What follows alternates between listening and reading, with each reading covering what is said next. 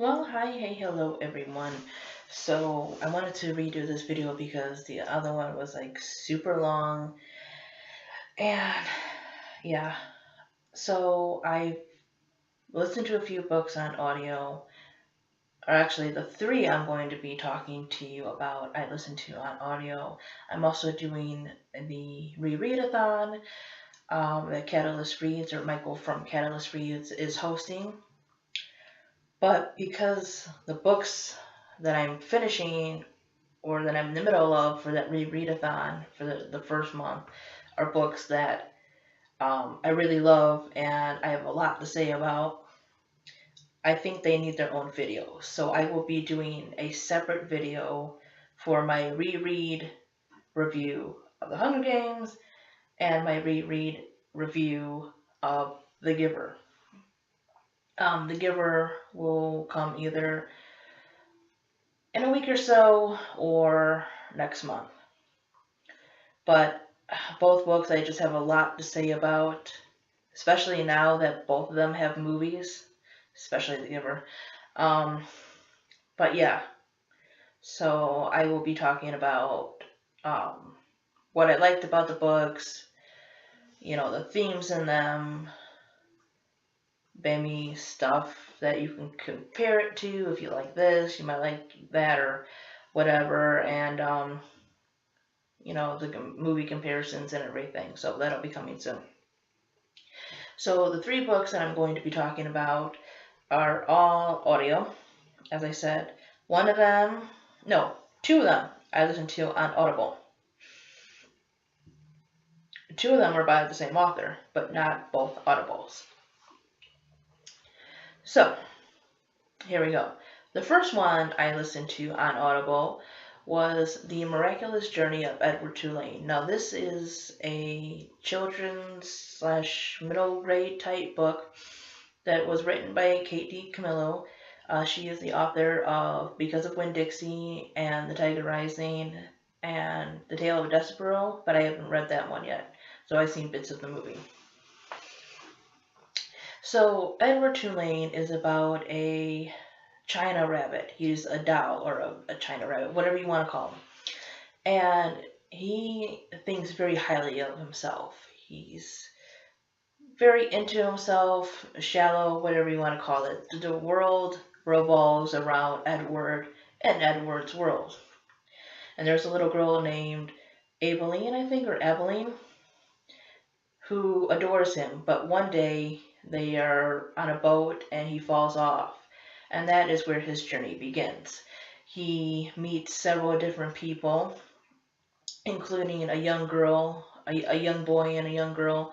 The little girl is very sick, and they have a father who is not the greatest. He's known to break her dolls, and he's kind of abusive, basically. And it's just about his journey in learning that, there's more to life than what he thinks and what love really is. And it's just a very beautiful and sad story because with things like love do come pain, but it's kind of one of those stories where they learn that even though it can be hard sometimes, it's very worth it. Even though I don't think it, the character and what he goes through, you can see why he would think this kind of thing. But one of my favorite quotes from the book is, "I have learned how to love, and it is a terrible thing." And I can see how somebody would feel that way, and it's a very sad quote, but I think at times many of us have felt that. So the next book I'm going to be talking about is Going Bovine by Libba Bray. Now, both the next books are by this author. And so I listened to on Audible Going Bovine, and from the library I listened to Beauty Queens. Both are very funny, but they also have very serious subject matters. Going Bovine tells the story of a 16-year-old named Cameron, who basically just wants to float by in life. He really has no ambition. and his sister and his parents are kind of overachievers. He gets fired from his job, and then a little while after they go out to eat, he starts to feel very sick, and he's acting strange, even for him. And he finds out that he has, they use the actual term, but they also use, he basically has mad cow disease. And so he is visited by an angel named Dulcie, who is kind of punk rockish, and she loves sugar and music, and she always kind of, I don't want to, it's not a speaking in riddles kind of thing, but it's more like she wants him to figure things out on his own. And so she tells him that he must go on this journey. He has a roommate in the hospital that I think he knew from school or somewhere, but his name is Gonzo. He's a smaller person, and his mother is always putting him in the hospital because she thinks everything is killing him. So now he must go on this journey to find this person named Dr. X, who may have a cure for him and may help save the universe.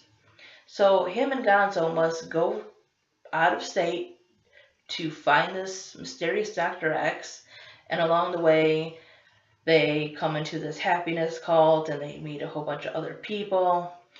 They come across a lawn gnome who believes or says that he is Balder, the son of Odin, and he was turned into a lawn gnome by Loki. And I love the scenes with Balder, especially when him and Gonzo become friends. It was just like really super funny. But I mean, the book deals with the idea of caring and being afraid to care. That's what he tells the angel. Dulcie in the book is that I don't like you because you make me give a shit. And, you know, it's just about happiness in life and what you do with life. And it's all that kind of stuff mixed with a kind of dark, surreal kind of humor. And I really enjoyed it. I like the narrator on that one.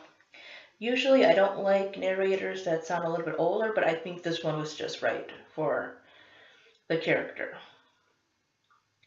And the third one, Beauty Queens. This one, I think, had some more funnier moments than Going Bovine, but still dealt with a lot of issues. So Beauty Queens is about a group of beauty queens, obviously, who crash land on this island. And it's basically about them trying to survive and what they learn about each other and how things aren't always what they seem. And, you know, it dealt with issues of identity and race and kind of like making fun of sort of the American culture and obsessions with beauty products and being perfect and other things.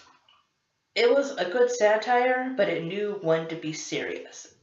And that was the thing, that it had a good balance.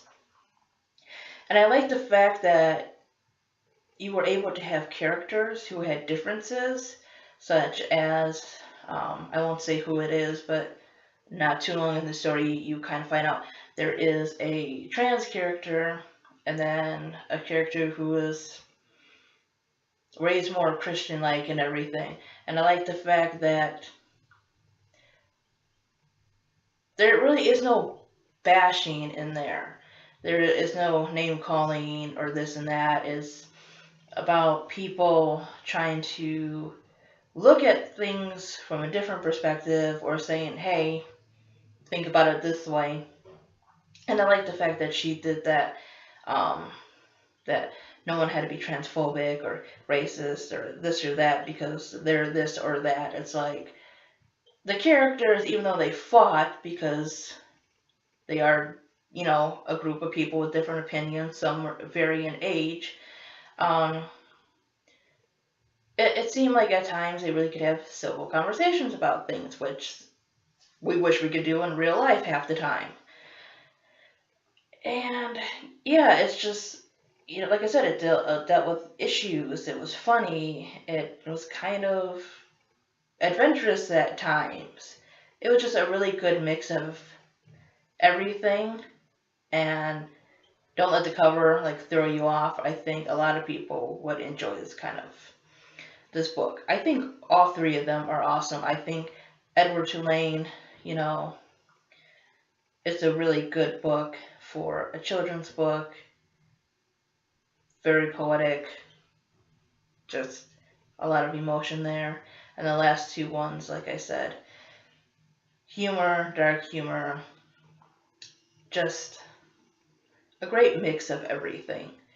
And yeah, I would listen to those again. I would love to actually get them in print too. So hopefully, eventually that will happen. But anyways, let's make this video a little bit shorter. That is my February wrap up. So look for my Hunger Games review and my review on The Giver. And more will be coming soon. Thanks for watching. Bye-bye.